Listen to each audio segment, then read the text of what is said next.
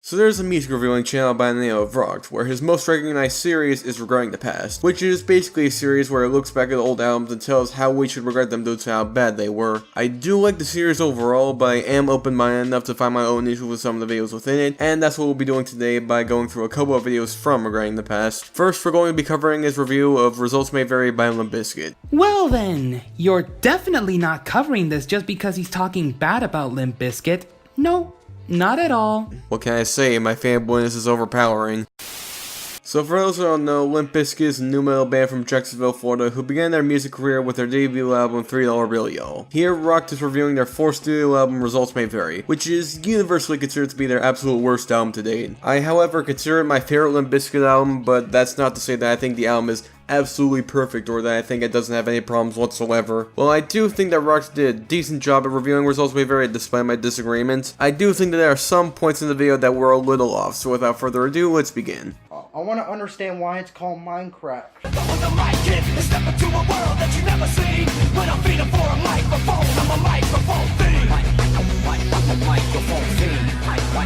Remember how I joked about Fred Durst's fake anger? Yeah, that's the whole album almost. It's like listening to a little kid at the grocery store complaining because he didn't get a candy bar that he wanted. First of all, the lyrics are directly taken from Eric B. and Rakim, which would later be covered by Rage Against the Machine. They didn't write the main hook of this song. Someone else did. Just like Limp Bizkit did in previous albums of taking hooks and lyrics from other successful songs and make it their own. Their lame, phoned-in, embarrassing version of phony angst. First off, you don't specify what Eric B. and Rakim's song that Limp Bizkit apparently stole the lyrics from, so for anyone who doesn't know about Eric B. and Rakim, they will know what you're talking about. Not helped by the fact that you don't show what the song title is or what lyrics were taken. Thankfully, I know what song you're talking about. The song in question is called Microphone Feed, but random stumblers upon your video will be lost. Secondly, your wording makes it come off as if you're saying that a big chunk of the song's lyrics were taken from Eric B. and Rakim, but then you specify that it just took the hook. In case you meant one over the other, let me argue them both. First, them taking the lyrics from a majority of the song's lyrics. Only one song was taken from Microphone Feed, which is the when I'm feeding for a microphone, I'm a microphone feed part. So while you're not entirely wrong by saying that Limp Bizkit did take lines from Microphone Feed, it's not as bad as you try to make it out to be. If you meant that the hook was stolen, the hook in Give Me the Mic isn't really taken from Microphone Feed, as none of the other lines match up. So this can still be considered shaky either way. I want to understand why it's called Minecraft. After that, it's a secret song. Awesome! It's like going to the doctor to get something checked out, and not only do you have a growth, but the doctor says you have another growth underneath that. Two things you don't want. Oh. The hidden track is under 2 minutes and just has Fred Durst repeating the phrase, crying myself to sleep. That's it. What was the point? Instead of complaining now, he just wants attention for how sad he really is, on top of a generic MIDI effect beat? No, not really. The song isn't Fred just repeating the phrase, crying myself to sleep. The song has more lyrics than that. I don't know, this kinda comes off as you're making the song look worse than it actually is. Now, one could make the argument that he's saying that the song repeats the phrase, crying myself to sleep, but given how he words himself as the song is just repeating the phrase, it gives off the impression that the song repeats the line over and over, which is not the case. Anyways, that's it with Results May Vary, so let's move on to his review of All the Right Reasons by Nickelback. Nickelback is a Canadian post-grunge / hard rock band that really does not have the best reputation. They've been criticized for being way too generic. I disagree on that, but then again, I'm the biggest fucking contrarian of all time, so you really shouldn't be surprised to me. Anyways, in 2005, Nickelback released their fifth studio album, All the Right Reasons, and that's the album that Rocked is reviewing in this video. Similar to the Results May Vary video, I can't see where Rocked is coming from with most of his critiques, but again, there are a couple of issues, so without further ado, let's begin. I want to understand why it's called Minecraft. Show me what it's like. Teach me wrong from right. And I'll show you what I can be. Is any of this sound familiar? Well, it should. This is how you remind me of what I really am. Someday, somehow, gonna make it alright, but not right now.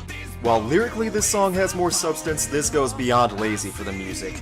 Now, instead of Nickelback copying other musicians' music and style to get noticed, they're just recycling their own music and claiming it as something new. Are you gonna explain how Someday and How You Remind Me sound similar to Saving Me? I mean, even as someone who has listened to all three songs, I have no idea what makes them sound similar. I mean, if you elaborate on how that was the case, then you might have a point here, but as it stands, your claim has nothing to stand on. I want to understand why it's called Minecraft.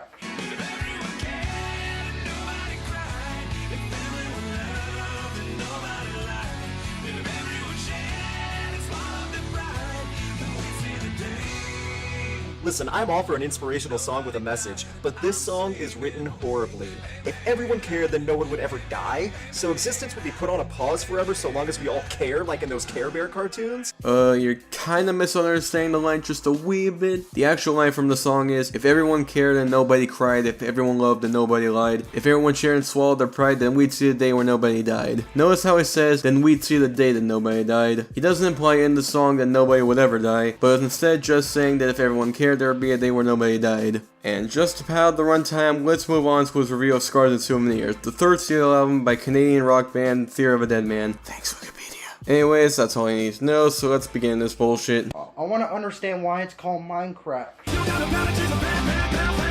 After a song about sticking through the tough times because people care about you, they follow it up with one of the worst butt rock songs I've ever heard in my life. The first couple lines of lyrics are enough to prove why this band is a bunch of hacks, let alone the chorus. And to top it all off, this song went to #1 on Billboard. That's right, it's the song radio and broadcasting couldn't get enough of. This song is like the aftermath of Buck Cherry. I would like to point out that Tyler Connolly said that this song was inspired by his wife. Yep, that means this filthy, raunchy, degrading, and all-around awful song was dedicated to the love of his life. Really think about that. Think of all the amazing love songs out there in rock and outside of the genre, and this creep writes a song like this.